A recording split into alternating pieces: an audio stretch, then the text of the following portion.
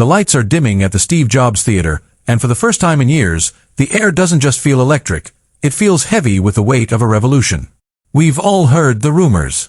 We've all seen the supply chain leaks from Shenzhen to Vietnam. But what Apple is about to unveil at this April 2026 event isn't just another product refresh. It is a total pivot. This is the day the post-iPhone era truly begins. If you've been feeling like technology has plateaued, like every new device is just a polished version of the last one, you need to pay very close attention. Today, we are breaking down the event that will redefine your digital life for the next decade. This is the Apple April 2026 Spring Forward reveal, and it is nothing short of a masterpiece. Now, let's pivot to the iPad. We've already discussed the 12th gen, but the April event is where the iPad Pro Ultra makes its debut. Apple is finally merging the worlds of macOS and iPadOS.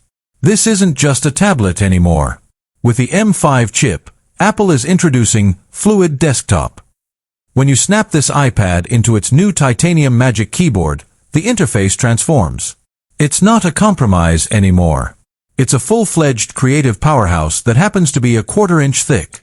For the US-based freelance economy, the designers, the architects, and the nomadic tech workers, this is the one-device dream realized. Let's get real about the iPhone 18e. This was the quietest launch of the event, but it might be the most important for the average American.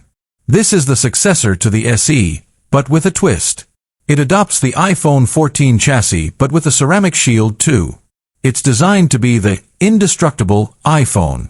In an economy where people are holding onto their phones for 5 to 7 years, Apple is leaning into durability.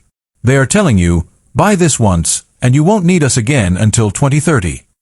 It's a rare moment of honesty from a company that usually thrives on planned obsolescence. But let's talk about the Pro updates. The MacBook Air finally got its OLED upgrade. If you're a creative professional in the US, you know the struggle of the MacBook Air's LCD screen. It was good, but it wasn't OLED good. The 2026 MacBook Air M5 is now the thinnest laptop Apple has ever made, with a display that rivals the $4,000 Pro models. They've managed to fit a 2nm M5 chip into a fanless design that stays cool even under heavy video editing. This is the death knell for the entry-level Windows laptop market.